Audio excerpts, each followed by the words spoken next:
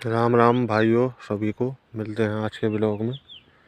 तो आज हमें पता चला था कि हमारे गेहूं में काफ़ी ढोर बढ़ रहे थे, चुग रहे थे।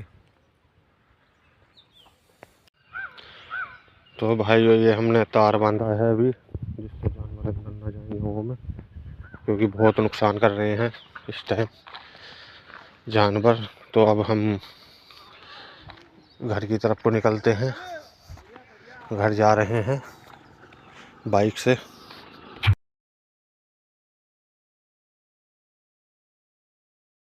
तो भाइयों, हम घर आ चुके हैं, अब चाय पानी पियेंगे। राम राम, अगले ब्लॉग में मिलते हैं।